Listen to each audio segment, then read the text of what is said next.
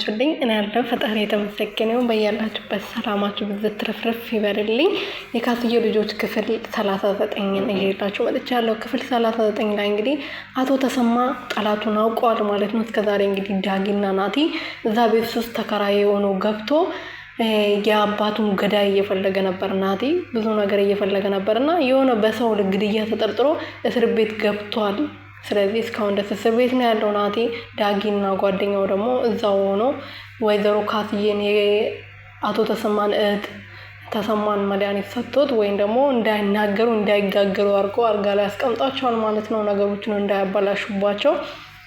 ጥብቃዬም ደግሞ እስካሁን ድረስ እንግዲህ ቤት ሰራተኝነት ሆና እዛው ቁጭ ብላ ብዙ ነገሮችን ለሱ እያስካከለች ትገኛለች፣ ለዳጊና ለናቲ ማለት ነው። አቶ ተሰማ ግን አሁን የነቃባት ይመስለኛል። ከብዙ ጊዜ በኋላ እስከዛሬ ሲያስቸግራት ነበር። በፍቅር ጉዳይ ከኔ ጋር ሁኚ ከኔ ጋር ተኝ ብሎ ሲያስቸግራት ነበር። እሱን ነገር ሁሉ ተቋቁማ እስከዛሬ ድረስ ከሱ ጋር ወይም ደግሞ እሺ እያለችው ሌላ ነገር ሳይፈጠር ዛሬ ነገ እያለችው እስከዛሬ ድረስ አቆይተዋለች። እንግዲህ ወይዘሮ ካስዬም ደግሞ ከሀገር ቤት ወጥታ ነበረ ማለት ከነሱ ጋር ሄዳ ሀገር ቤት ነበረች ፈርታ በነገሮቹ ማለት ነው። አሁን ተመልሳ ከመጣች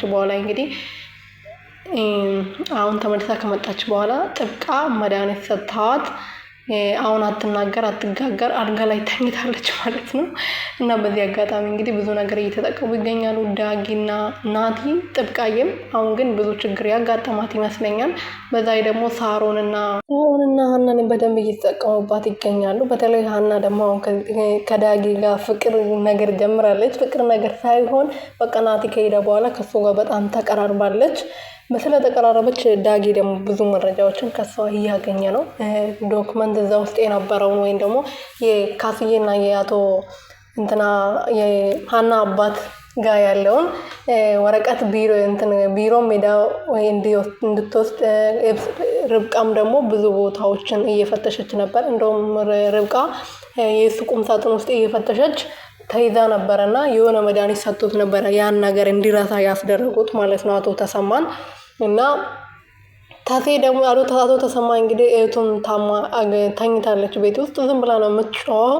የሱ እህት መታ ነበርና እግሯን ወድቃ እንደዛ እንድትሆን ያደረጉት ደግሞ እነ ናቲና ዳጊ ርብቃ ናቸው ማለት ነው።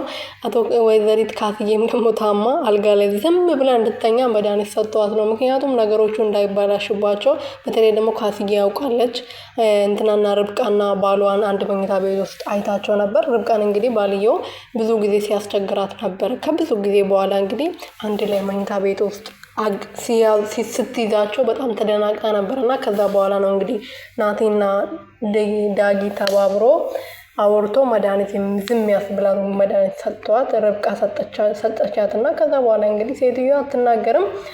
ነገሮችንም ለሰውየውና እሷ ደግሞ አይስማሙም። ጠላታማቾች ናቸው። ምክንያቱም ያረገው ወንጀል ሁሉም ስለምታውቅ ትናገራለች ብሎ ስለሚፈራ አይወዳትም። ሴትዮዋን ማጥፋት ነው የሚፈልገው ማለት ነው። ለማንኛውም ቤተሰቦችዬ እንግዲህ ዳጊና ናቲ እስር ቤት ነው። አሁን ደግሞ ዳጊና ጓደኛው ብዙ ነገር እያሳኩለት ይገኛሉ። ሰውየው ደግሞ ዛሬ ሽጉጥ ይዞ ሄዶ እዛ ሲያስፈራራቸው ነበረ። ግን የማይሆን ነገር እየቀባጣጠሩም ቢሆን ከሰውየው አምልጧል ማለት ነው። ሰውየው ይሄ ብሩክ የሚባል ልጅ ጠላቴ መጥቶ ነበር፣ እኔ አይቼዋለሁ፣ ራሴን ባል ስትኖሩ በደንብ አይቼው ነበር። ስለዚህ እሱን ቀጥ ብላችሁ እንድታመጡልኝ እፈልጋለሁ ብሎ ቤት ድረስ ሄዶ ሲያስፈራራቸው ነበር። ግን የሆነ ነገር ብሎት እንግዲህ መድኃኒት ሆኖ መሰለኝ እንደዚህ ያደረገክ ምናምን ብሎ ራሱን ልስት ስለነበረ እዛ ጋር ጥሏቸው ወጥተዋል ማለት ነው።